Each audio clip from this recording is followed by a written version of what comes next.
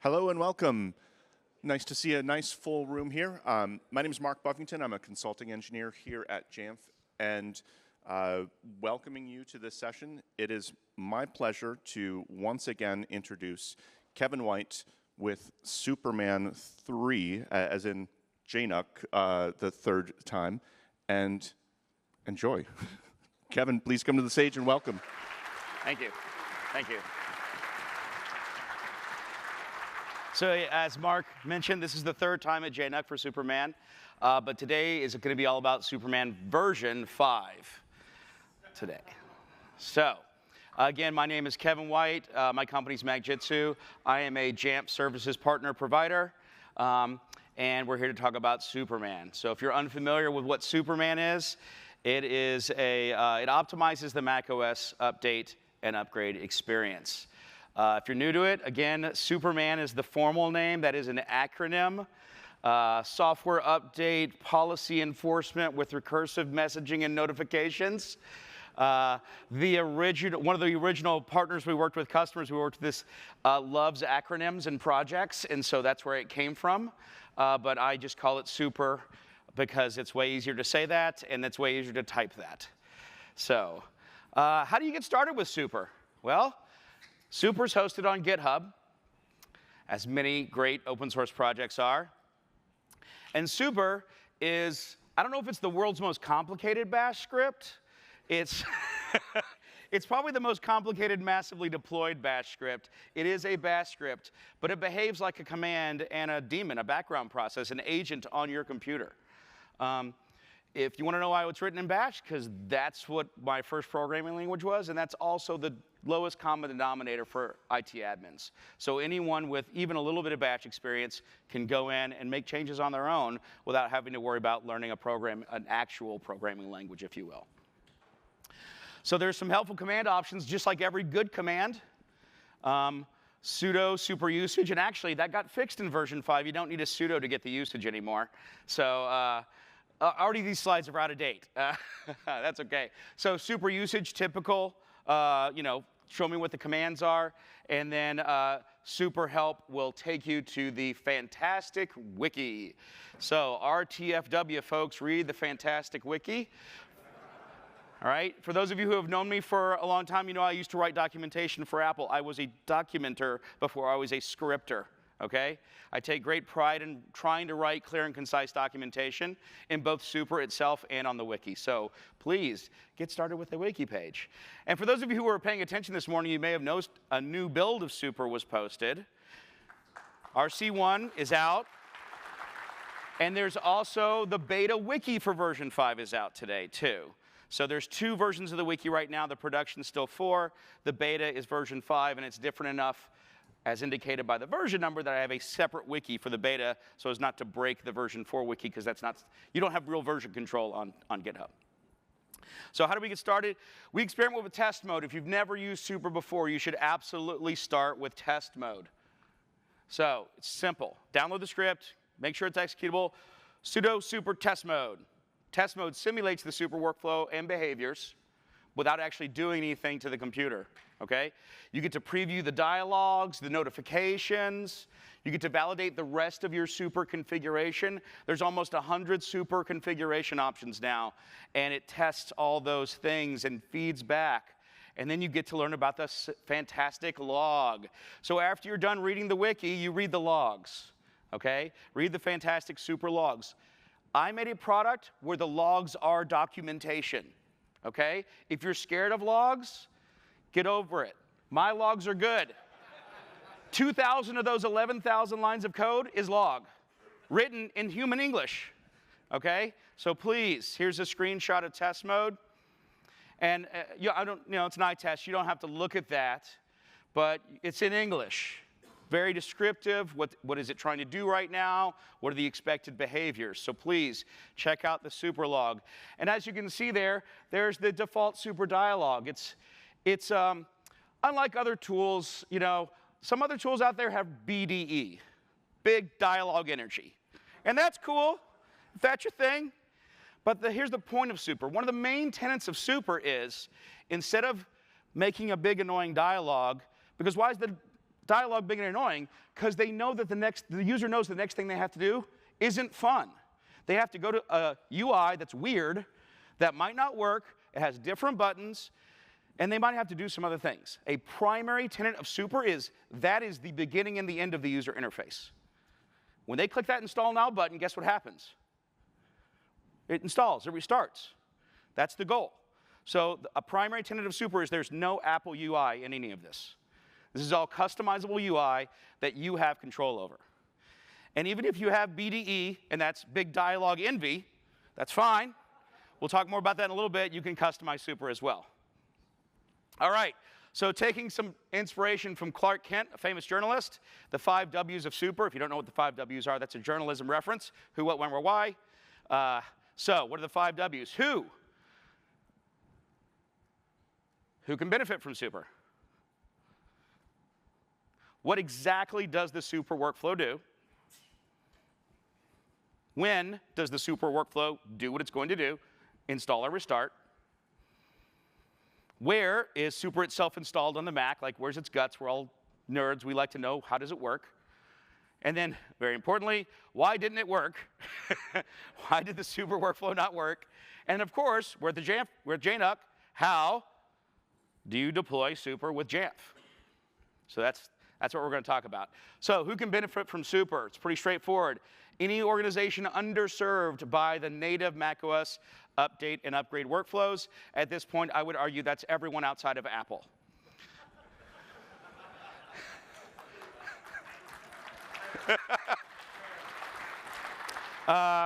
So this could be due to limitations in the MDM, DDM workflows. This could be desires, customizable dialogues and notifications. Super still does this. You know, it's important that we all, our employees, our users feel like this is a tool that belongs to their organization, your organization. And here's the other thing about Super, another primary tenet of Super. It works the exact same from the user experience on macOS 11, 12, 13, 14, and 15. It's the same across the board. So let's just look at what we got from Jamf. Now, I want to give the team that developed this at Jamf props.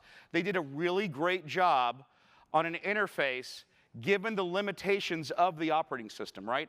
This mechanism is using Apple's native MDM/DDM update workflows.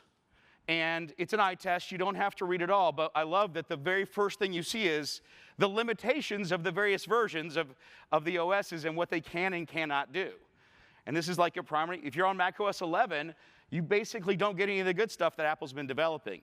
And that's another, deep irony of all these new features for software updates only work if you're already freaking updated. Well, guess what? Super works on macOS 11, macOS 12, macOS 13, macOS 14, and macOS 15. All right? Same user experience across all of them. And so, yeah, that's just calling out that right there, that little eye test, all the limitations. And then down at the bottom, we have sort of this is actually, by the way, this is sort of what Super calls in the background if you're using the MDM workflow. It calls this. But I don't use any of Apple's dialogues to restart. But we have other options here. You can do a deferral. And that deferral, you get a single option choice for that deferral. No mention of how often it happens, no mention of different types. That's what you get. And oh, by the way, if you're already all the way up to date almost, you can set a scheduled install. Again, one option for that scheduled install. And you may be thinking, well, okay, so I've set a deadline. When does everything else happen? Like, are they told? Are they notified? And actually, I will give props to Apple documentation for this. This is the chart. This is what happens. You set a deadline. Everything works backwards from there. And you don't have to read this because this is what but you can look at this on your own. I hope you like this schedule because that's the schedule you get. Right? And it's clearly documented, like an hour before, 5 minutes before, whatever before, that's what you get. Okay, now, someone who clearly does not suffer from BDE is Apple's Notification Center. They have chronic tiny notification syndrome, especially if you've got like a 30-inch monitor and you've got the nice gray background. How am I supposed to see that, Apple? Right? So this is and again, Jamf, thank you for providing these screenshots. This is on their documentation. Shows you the wonderful user experience that a user might notice before their computer gets summarily just restarted right in front of them. So this is what we're trying to get over. So Super, yes, it can be customized. You can have a custom icon. New in version 5, support for light mode and dark mode if you have different color for your branding. Unavoidance behaviors like hiding the background, right? Custom help and warning buttons so that they can get contact with your support. Custom display accessory area, so you can put in markup, HTML, images, or video.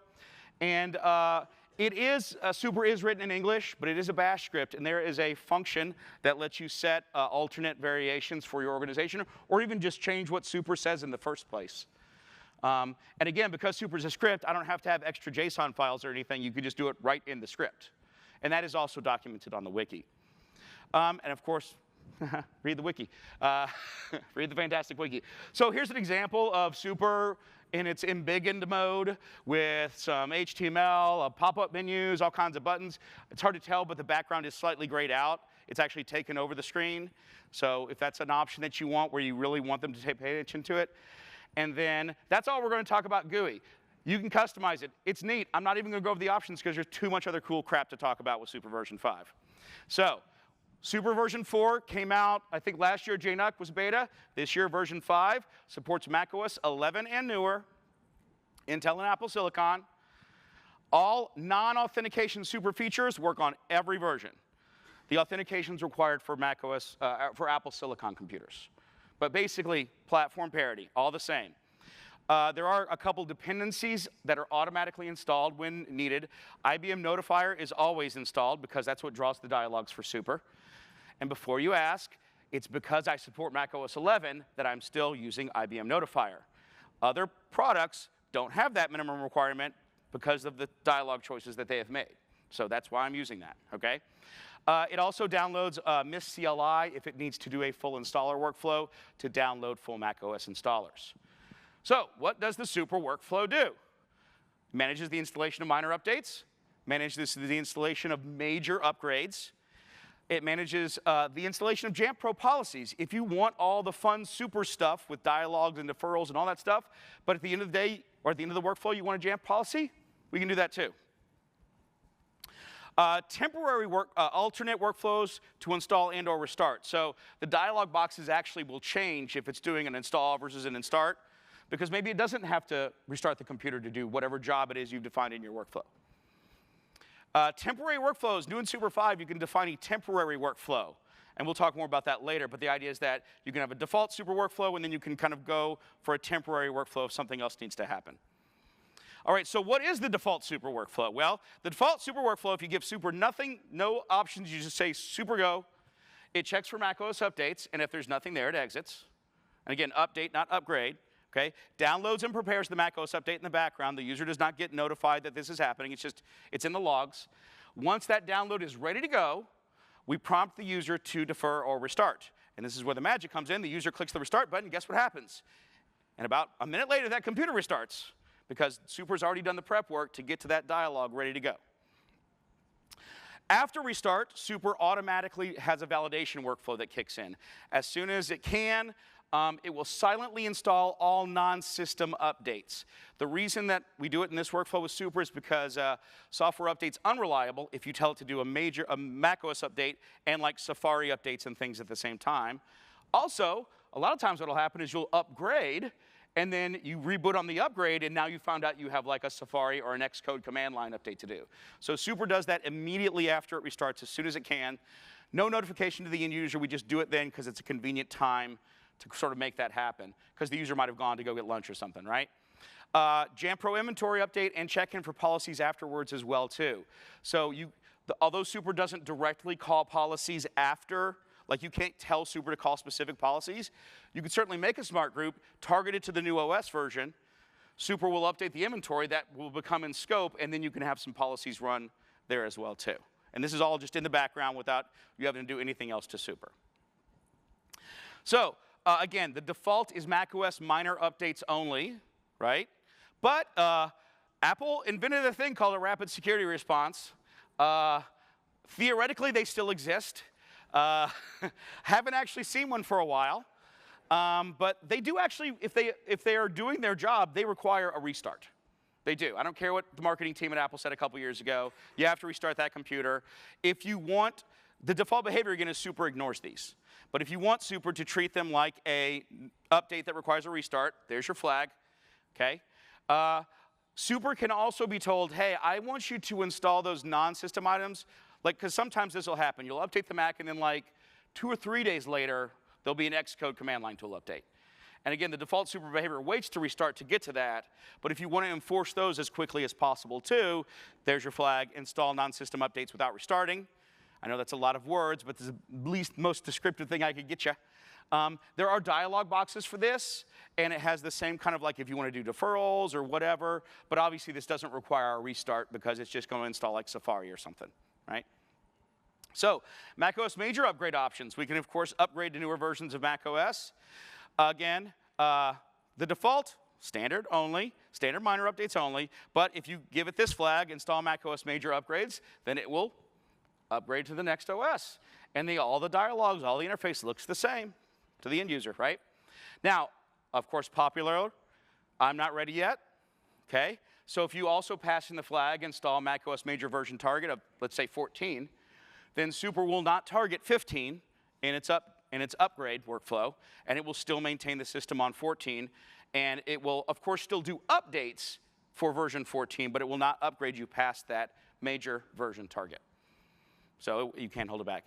And here's what the restart dialog looks like. Actually, it's a notification. I call it a notification because you stick it in the top right. I put it in the same place that Apple puts theirs, roughly. There's actually an option to put them in the center if you want to, and options to make the background go gray, and all kinds of other stuff here. But the default, I try to be like basically a bigger version, more noticeable notification than Apple's defaults. And again, it doesn't matter if you're doing an update or an upgrade, that looks the same. So what if you want to run a Jamf Pro policy? Well, there's a flag for that too. Install Jamf policy triggers, and then you can have a variety of triggers. As many Jamf Pro policy triggers as you want, okay? Separated by commas. The default is to only install policies before an update or an upgrade restart. So the default behavior is assuming, hey, maybe I need to, I don't know, make sure CrowdStrike's on the right version before I upgrade, right? So, man, dang, oh, okay. Is that a groan or a, I don't know. So yeah, so this would run before, in fact, like the user says restart, but then what happens first is there's a notification saying, I'm running a Jamf Pro policy. And then it will restart the computer to perform the update. Now, there's another option here. Again, options, all about options. Install policies even if there is no update. So this is new in Super 5. New behavior in Super 5 where you can say, hey, this workflow is actually just for Jamf Pro policies. Don't associate this with any update. Just do it now. And again, because you're not necessarily, it's hard to tell, but you're not necessarily restarting here. So the button actually says install now. The blue button is the defer button, but then the regular button says install now. And then there is also a notification for installing Jamf Pro trigger. It pulls from the name of your trigger. So, you know, make nice names for your triggers because the user sees it. Because I could write a bunch of code to go read the policy name, but that would be bad. But it gets its own dialog box there, notification. All right, some other alternate workflows. Okay, don't check for software updates. Like I said, let's just say you just want to use Super to run policies. You can tell Super but don't check for updates for that workflow. Force a restart, even if there's no other update. I want to force a restart, but I want all the other Super goodness. I want a dialog box that says you got to do something, deferrals, all that good stuff. That's an alternate workflow, okay? And either option can be combined with Jamf Pro policies if you want Super to like run a Jamf policy and then force the computer to restart, but then not check for updates. So you can mix and match these together, okay? So again, it's sort of hard to tell in the screen, but again, simple dialog box. This is actually the forced restart dialog. So we're forcing the user to restart even though we don't have an update to do. Gets its own dialog for that. So once a workflow completes, you have some options, okay? So Super did what I told it to do. The workflow is completed, and completion could be if it's restarting after validation, or if it's not restarting after my policies or whatever, okay? Don't have Super run again at all. Super's default behavior is an agent. It's always running in the background, kind of set it and forget it style if it's just doing updates for you. But if you can tell Super, don't do that anymore. And now this is new for version 5. Reset my workflow after completion. So it allows you to have so you can have your main workflow, and the best example is my default workflow is only do updates. You ready for the next version of macOS? All right. This workflow, I'm going to kick it off in Jamf to upgrade you. But then when you're done with that, reset and go back to my default workflow. So 2 kinds of workflows you can have now, permanent workflows and temporary workflows. Okay, so use configuration profile for your permanent options. If you want to always be there, config profile. And just like many other Mac processes and binaries, if you put something in a config profile, that's always the rule. Okay, so keep in mind, you can definitely break your workflow if you put something in a config profile that you didn't really mean for it to be permanent. Okay, when does super install or restart? Well, again, the default workflow is deferrals. User can pick deferrals for as long as you let them, or they can install or restart. But you can also set deadlines, of course. And new in Super 5, scheduled installations. You can schedule an install. In this case, we don't ask the user what to do. The things happen when you've set the schedule. And you'll see the user can set those too. There is also scheduled workflow active weekdays, maintenance windows, new in Super 5. We'll get to that. So, and then, of course, self-service workflow options. So this has been out for a while, the deferral. This is default behavior in Super. When the user clicks defer, how long do they defer for? You know, what do you want that time to be? Deferral, if an error occurs, how often do you, because this is going to happen, stuff's going to break, the network's down, can't see Jamf, software updates having a bad day because it's a Monday and they released a bunch of new builds. What do you want Super to do, right? When it errors, what do you want to happen? How often do you want Super to relaunch when it's done with the job? And the default is 6 hours, because that's the default time that software update checks to see if there's new versions of macOS. So, but again, if you want to change it, you change it. So these are deferrals that the user might experience. Well, there's the focus deferral, and that's if the user is in a do not disturb or focus mode. Super can be told not to show a dialog, and then how long before we try again, right? Pop-up menu. So you may have noticed there's in some of the screenshots, there's a pop-up menu if the user wants to be able to select a time. So this is another list of times that the user can select for their deferral. In that case, the dialog box updates. It looks a little bit like this. And the user can pick a different deferral time if they're so inclined. And then the big one, deadlines. So there are 3 kinds of deadlines. There are count days and dates. And then of those 3 types of deadlines, there are 3 workflows for those deadlines. So we've got a focus where you're basically setting it. If the user's in focus or do not disturb, Super can be told, don't bother them. But then that needs to stop at some point, right? So that's that deadline, right? Soft deadline displays a restart dialog without a defer button. And then a hard deadline goes right into the restart notification. And again, you can mix and match most things. So multiple things are available to Super. It'll tell you if there's conflicts, though. So max count deadline. So again, 3 times 3. But basically, how many deferral counts? How many times can it defer under these circumstances? This is one limitation. You can't have both a soft and a hard count deadline, because at the end of that, we got to do one or the other. It's either a restart box or a notification that I'm already doing the job. Okay. What's really more popular, though, is the days deadlines. Days deadlines are based on what is 0 day. How many days after that do I want these things to happen? And this is one of the set it and forget it features of Super, because you can kind of say, hey, our default policy is this many days after an OS is out. That's what I want you to do, right? We'll get to what workflow 0 day is in just a minute. So what does that mean? What's my 0 day? Because you have control over that too, of course. And then for those of you who like to do dates, you can. I don't really encourage specific dates, because you have to keep on top of this. You have to keep changing the date. I mostly use this for testing things. But if you want to do a specific date, you can do that, right? Dates also do support hours and minutes if you want to be like super specific about like right when Kevin starts his presentation. Restart that computer. So here's an example of a dialog box. Again, pretty simple, but it has deadlines up there. It's not, hey, by the way, you're going to be able to defer until this date. You're going to have this many deferrals. Soft deadline looks like this. The only real difference is it just says, hey, by the way, you can't defer anymore. Let's restart. And then a hard deadline just goes right to the notification. All right. So what does it mean to be a 0 day? The default 0 day is when Super discovers it needs to do something, or you tell it it needs to do something. So you say, I need this workflow to start, or it discovers a new version of macOS. That's 0 day, right? Now, new in 5.0, courtesy of the wonderful people at macadmins, SOFA. Because, I don't know, Apple can't have a definitive list somewhere of the release dates of all their products, these guys did that job for us, and we thank them. And so that flag tells Super to go look at SOFA to figure out when the version that's the current target was released and sets that as your 0 day, which is super cool. Yes. Obviously, if you're targeting like a Jamf Pro installer, then we don't have that, and we fall back to the other 0 day, which is when Super discovers the workflow. Also, again, if you want to set a manual 0 day, this is mostly what I use for my testing. You can set say, hey, this was 0 day, and then work from there. All right, new in Super 5, big request, scheduled installations. A scheduled installation or restart overrides the deferral workflow to enforce it at a specific time. This is literally shared computer lab mode for Super, right? So, scheduled number of days after 0 day, right? You say, I want this on day 14 after 0 day, and that's when it happens. Or again, this might be one environment where you're like, no, like literally our current workflow is Saturday at this time. And again, we can have times in there too.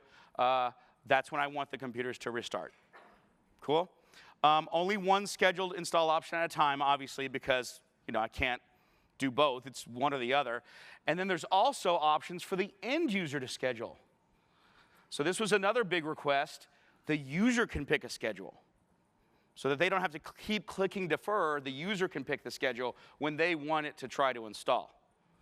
Super cool, right? But users like to click things in dialog boxes, and then they forget that they clicked that thing. So guess what? Reminders, scheduled reminders. So this is another new feature of Super. You can actually set a reminder of a date and time. This is also changed in the new version of Super. It's on the wiki, but basically you can set a number of minutes before the restart, an array of minutes. I want it 1 day out. I want it 6 hours out. I want it 3 hours out to remind the user. So don't look at the slide here. Look at the wiki, okay? So again, and that reminder notification, if the user got to schedule it, they can reschedule if they don't like the schedule they chose. Pretty cool, huh? So this is the same dialog, but there's one more button. Schedule restart. User clicks that button. What do we get? Ooh, fancy calendar. Neat, huh? So I have to give props to the team at IBM for adding this into IBM dialogues. They had to add this. And there's all kinds of stuff built into Super. They can't pick a date that's before today. They can't pick a date after your deadline. There's all kinds of ridiculous logic in this to make sure that the right thing happens. So when the user schedules that, they immediately get their first reminder saying, by the way, you scheduled it for this. And it's hard to tell in the dialog, but the top line says, you've scheduled the install for here. You can reschedule up until this point. And then a reschedule button if they don't like the choice that they've made. And also, if you tell Super to show this dialog on a regular, it's the same dialog, a day out, half a day out, whatever you want. Pretty cool, right? Gets better. Maintenance windows. It's called Schedule Workflow Active. And you define weekdays and time frames where you want Super to be alive and working. Obviously, anything outside of these times, Super doesn't do anything. And it's a command line, so I have to come up with some kind of weird format, but you can have as many days of the week as you want to. You can have like Tuesday morning and Tuesday afternoon if you want to. You can define as many as you want to here, but the idea is, hey, I only want Super to be doing its thing during these hours, okay? Now, at this point, you should have like kind of grokked, like, that's a lot of options. What happens if I try to do something stupid? Unintentionally or intentionally. A lot of code is in Super to try to coordinate things so it works right. Here's an example. You said, I want a scheduled install 7 days after 0 date, but then you also said, I want this to happen. Super tries to figure out, well, if it's 7 days, but that's like a Sunday, what should I do? And it's all in the logs. It'll tell you, hey, I tried to coordinate this time with that. And it tries to do the right thing. So again, test your Super workflows. That's why test mode. Test mode simulates all this stuff, puts it in the log file so that you know you're not making conflicting settings for your super workflows. So again, check the log for adjustment details. And been there for a while, self-service options, I just want it to go right now. Or maybe you're having some other tool trigger Super to do the job, and you just want it to go. That's what install now does, right? Install now, just whatever your job is, just do it now. Don't ask the user, just go. Obviously, if the OS has not been prepared beforehand, that can make this take longer. So an option that sort of works in conjunction with this is the workflow download only. You can have Super sort of just working in the background to make sure that whatever your next target is automatically downloaded and ready to go. And then maybe you just put a button in self-service to actually do the install. But then the cool thing you know is, if Super's already prepared it, when they click install, it's only going to be like a minute or two, and that computer's going to be restarting. Super useful. And then, don't forget, new in Super 5, reset after this. So maybe you have a temporary workflow that does it now, but then that resets and it goes back to the default, maybe just only updates workflow. Cool. So here's a screenshot of that. Obviously, you click. Now, the one thing that's a little bit weird is you click the button in self-service. Because from Jamf's point of view, it's just deploying a script and running it. It thinks the job's done, right? So just that's expected behavior. But then, of course, Super pops up and goes, hey, you're trying to do a thing now. I'm going to tell you what's going on. Like, it'll start with, like, I'm finding if there's updates, you know, I'm downloading, whatever it's got to do to get going. So, and of course, yeah, there's a button. So multiple conflicting workflows. What the heck? There's so many options, Kevin. Which one wins? OK, well, here's the order. OK, well, first of all, if it did a restart because of an update or an upgrade, we do that validation first. That takes priority because we obviously just restarted. We got to make sure that whatever, we got to wrap up on the last one, OK? Then install now workflows. Takes priority too, because, like, again, just think my default workflow is just to, like, bother the user to update, but they pressed a button in self-service to do it now. I need that to happen now and sort of ignore that other workflow. Followed by scheduled installs. That gets third billing, because if you took the time or the user took the time to schedule an installation, we don't need to bother them with dialogues, right? Well, maybe the reminder one, but not the do you want to do it later dialogue, right? Reminders first, then, of course, the actual workflow that does the install, and then only download workflows, because if you tell Super to only download, then obviously no dialogues at that point. And then finally, the standard deferral workflow, because those other options just, you don't have to think too hard about it, but logically this makes sense. If you give it those other options, this is the priority it should take. So where is Super installed? Super automatically installs itself whenever it runs from anything outside of its normal installed location. You do not need a package or build a package to install Super. You just run the script from wherever the heck you got it from, and Super will self-install. I assume most of us here are going to be running it from a Jamf Pro policy, so obviously that's where you're going to get it from, right? Super creates its own launch daemon. It is an agent. It runs, technically, if you'd like to know, Super, the launch daemon, runs every minute to check to see if it needs to do something. Most of the time it doesn't need to do something, and it moves on with life. So that's literally what's happening. Super can obviously be managed via configuration profile. Super does maintain secrets in the keychain, because that's where we put them in macOS. Okay. All right, so more detail. The default location is library management Super, but guess what? It's a bash script. You can change that.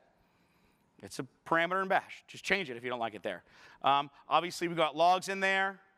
We've got an archive of logs in there, because, again, Super makes a lot of logs. We've got the launch daemon. You can't really customize where this goes. You can change its name if you want, but, you know, that's where they go. That's where launch daemons go. The configuration profile domain is com.macjitsu.super, so when you make your custom config profile, that's the domain that we use.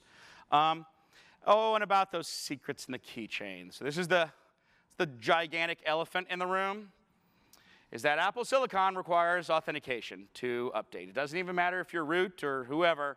You got to authenticate that thing somehow, right?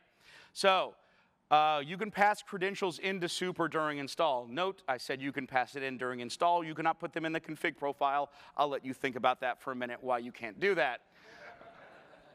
All right. So during the Super install, they're validated and saved to the keychain, one of the keychains, OK? The keychain items are base 64 encoded, so they are sort of obfuscated. That base 64 encoding is actually to handle special characters that keychain doesn't know how to handle. But they're in there. Any admin can view the Super keychain items because they're in the keychain, right? So let's say you have either you don't give super credentials, or that you just, they're bad for some reason, you gave it like an admin account that doesn't exist, then the user is going to get an authentication dialog. But again, this is Super's dialog.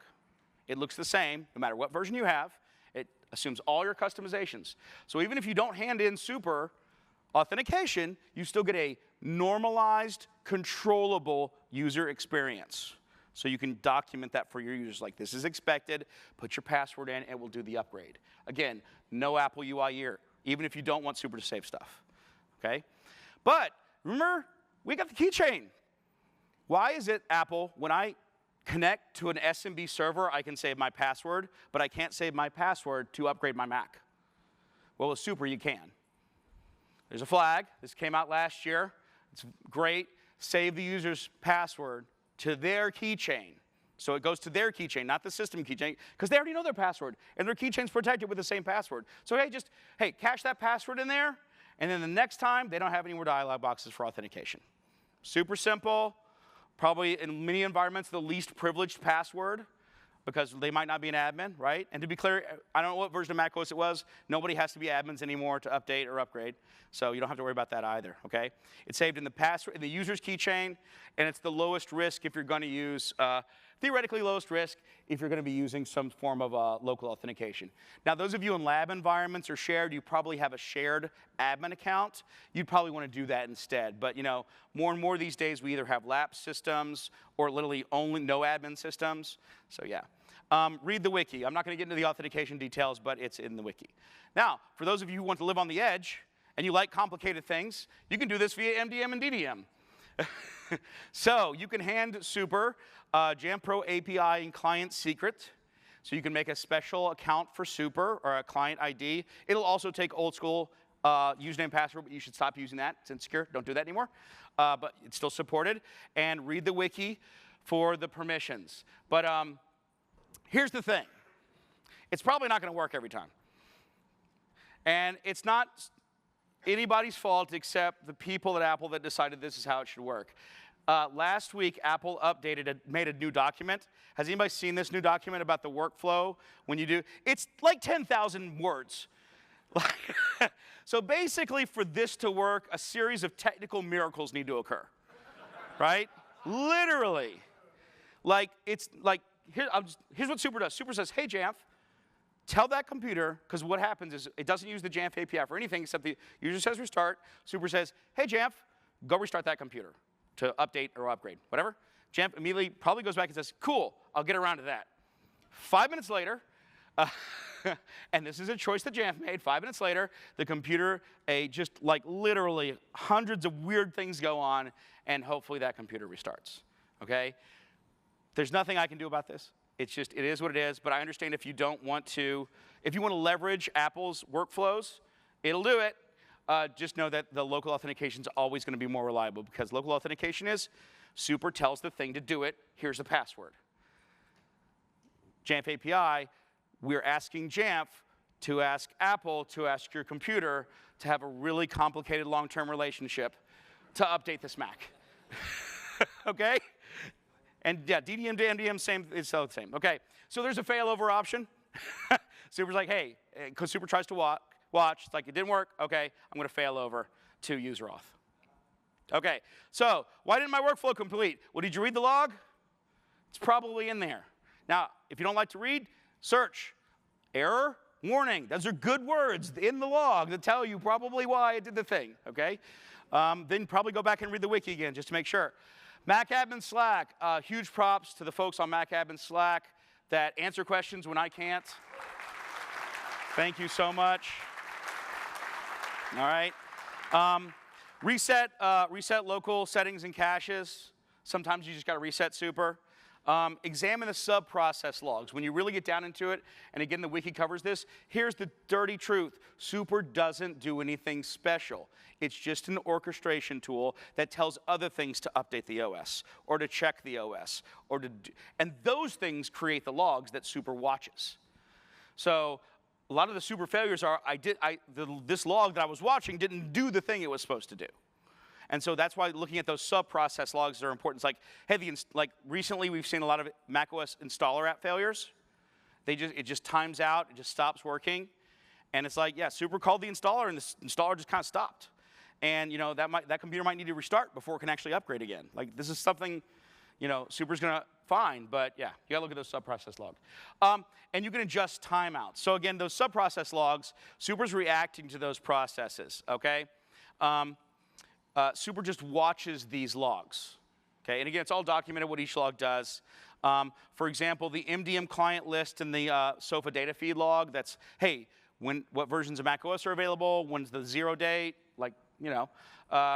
Installer log, MSU workflow, that's if you're using software update as your installer upgrade mechanism, that's where those logs go.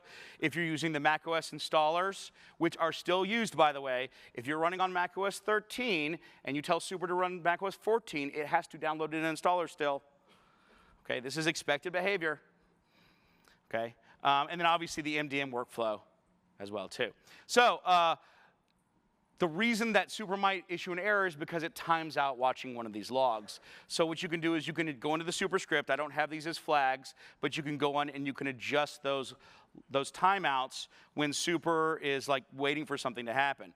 Okay, the timeouts are based on the reasonable estimates that I have thought of and tested, and like it's probably going to take about this much. And I want to be clear, the timeouts are not timing out the total workflow. The timeouts are timing out, I haven't seen the log file update. So that's why they might seem artificially short to you, because they're not waiting for the entire process to complete. They're waiting for the next log line to hit.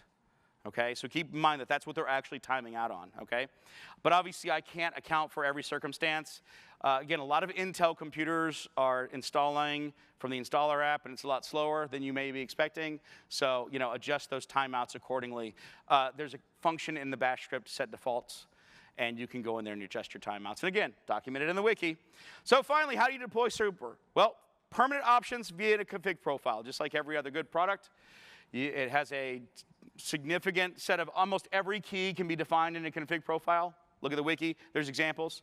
Right? GitHub has an example. All right? And then you just stick the Super script in Jamf Pro. You do not have to package Super. That's one of my favorite. How do you package it? You don't. You don't.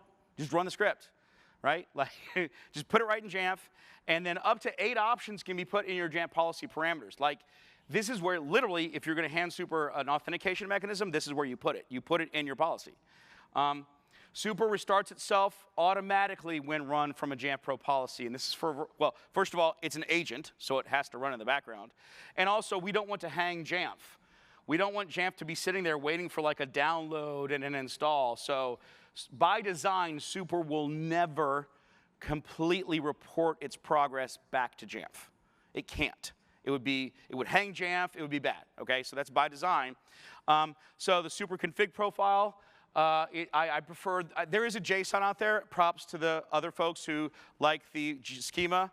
There is one out there on the GitHub page, but also you can just do it right in the, this is a very simple one. It's just handing Super the JSS ID of the computer to make things a little bit faster. But again, tons of examples on the GitHub. And then, so basically one config profile, one policy, and in that policy, though those are not real credentials, but you would hand in those credentials so that Super would know how to, for example, authenticate to MDM. And then keep in mind, in the log, the very last thing that you're going to see in the successful log in Jamf Pro is, it's installed, it looks like everything went good, it's going to restart. And then, so that's the thing, is if you have to troubleshoot Super, you have to get to the local logs onto the computer to really troubleshoot it, because we don't want to hang up Jamf, because this process might take a long, long time. So Jamf Pro best practices: disable collect software updates in your Jamf Pro inventory settings. That is a best practice across the board at this point, because there are better ways to do that. There's a thing called DDM. There is patch management titles. There's better ways to do this. But the reason you have to do that for Super is because if you deploy Super and you run an inventory collection, both Super and that's trying to do the same thing, asking software update to make a list, and if you ask software update more than one thing at a time, it breaks. So, all right, or just don't recon in your Super script. There's that too, or your Super policy. The correct number of settings for a Super config profile is the least required. Do not start with the all example. Don't start there. That's just all of them. Don't start there. You use the least number of settings required. Okay? You update Super by just running a new version in your Jamf Pro policy. Super can reinstall right on top of itself, okay? And there are tons of extension attributes on GitHub.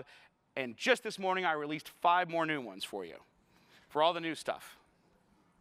So that's Super. There is a brain date afterwards. It's already fully booked. I'm sorry, but I'm going to slowly make my way over there with 30 seconds left. Thank you.